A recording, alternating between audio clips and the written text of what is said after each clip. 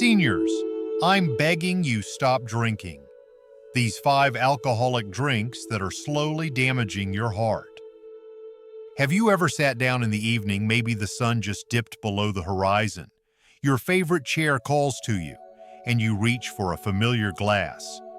Maybe it's red wine, a light beer, or just a small sip of whiskey. You tell yourself, it's just to unwind. I've earned this. And I agree, you have earned peace, you've earned comfort.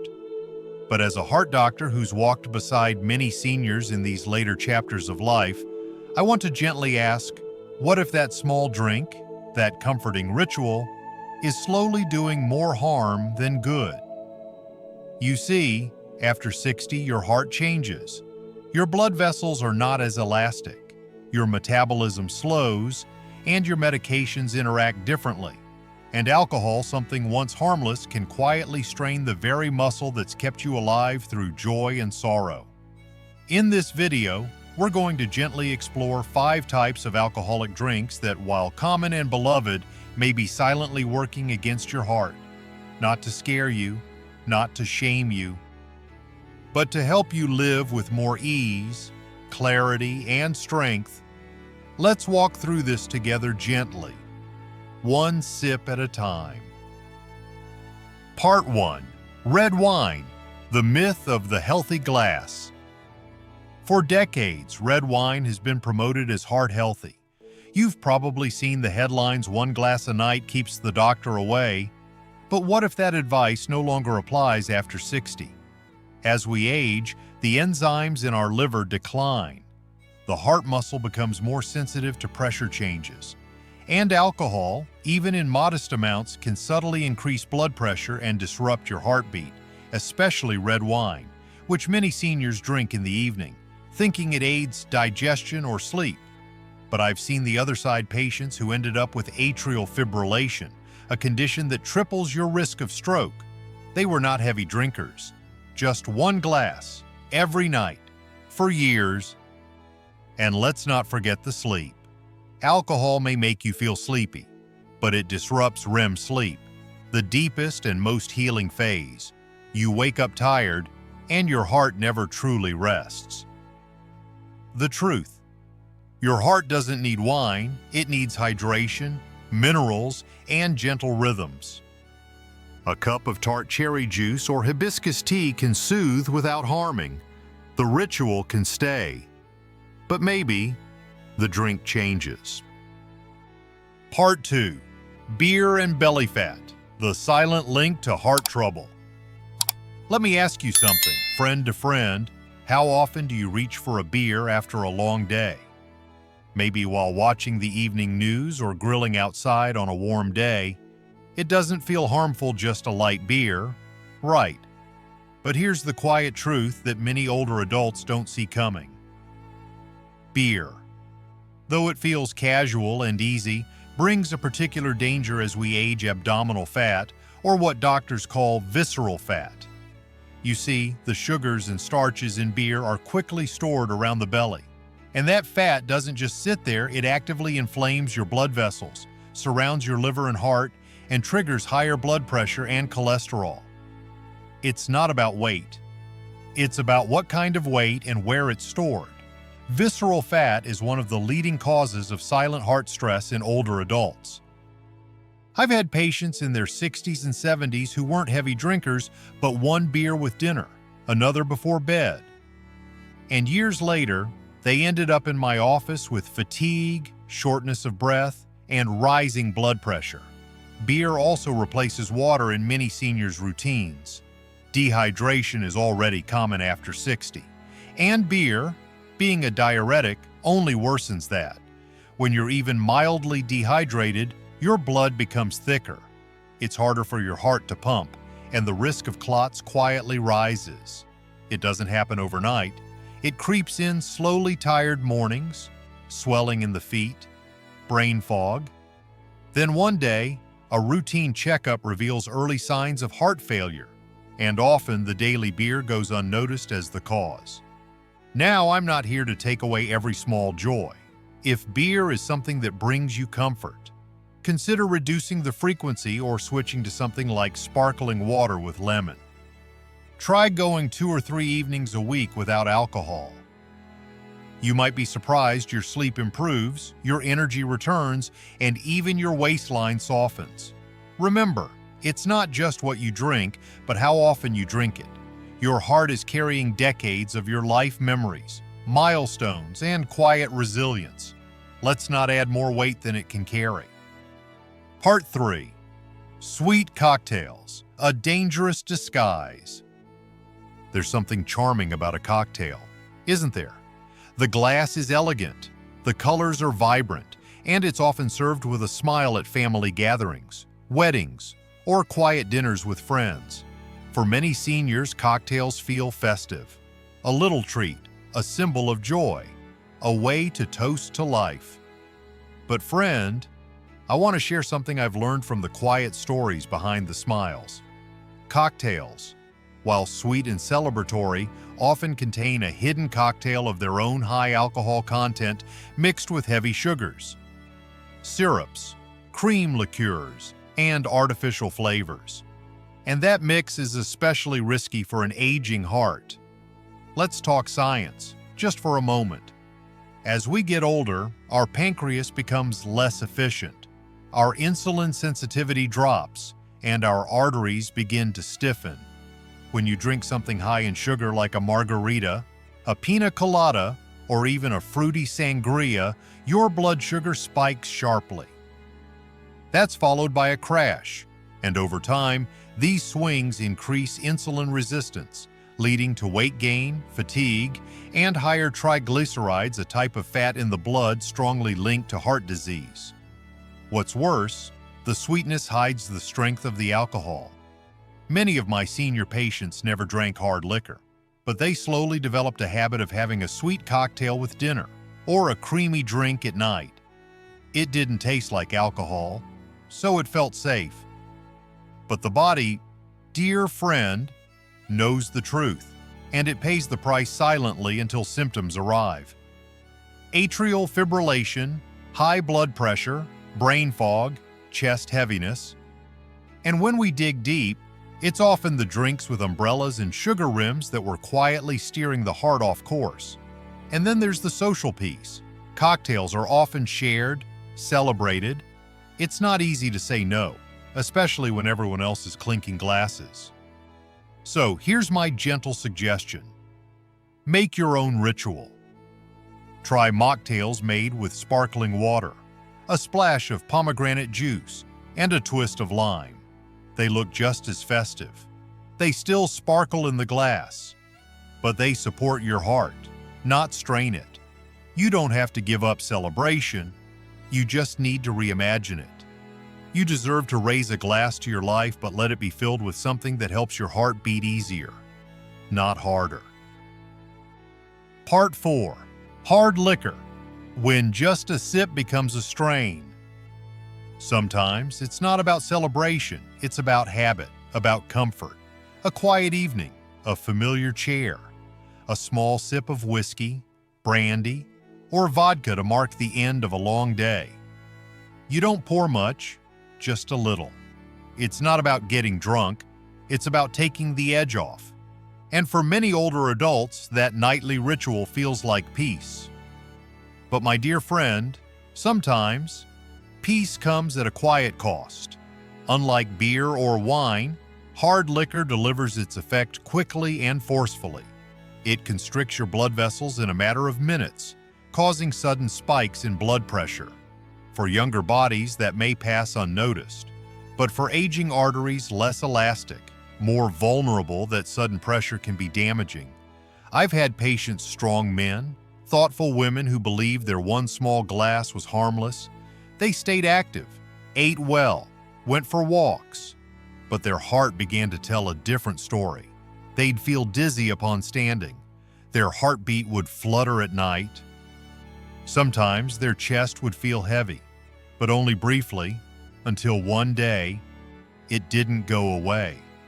You see, the accumulated effect of nightly hard liquor isn't just about one sip. It's about what your body has to do to process that alcohol. Your liver, slower with age, works longer. Your heart, already doing more with less, has to adapt to chemical signals it doesn't appreciate. And if you take medications, whether for blood pressure, cholesterol, or diabetes, the alcohol can interfere silently, making the medicine less effective or even dangerous. And then there's the emotional layer. Many seniors use that evening drink not just to relax, but to ease the ache of loneliness, to soften the silence. And I understand that deeply.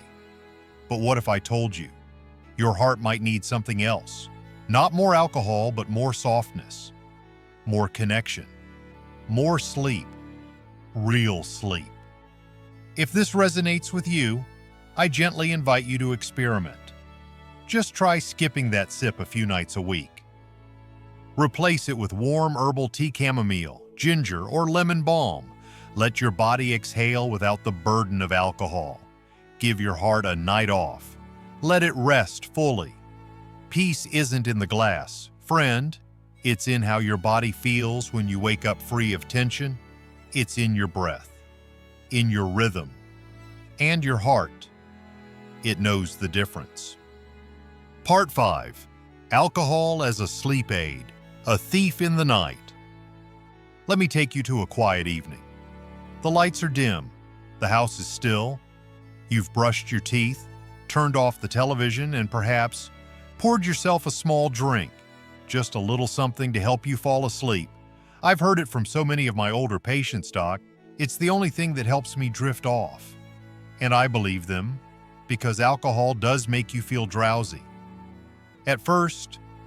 But sleep, my friend, is not just about drifting off. It's about what your body does after you close your eyes. True sleep healing. Restorative sleep comes in cycles. You need to pass through light sleep, deep sleep, and REM sleep, where your heart rate balances, your blood pressure resets, and your brain clears emotional clutter. This is the kind of sleep that protects your heart. The problem: alcohol disrupts that rhythm.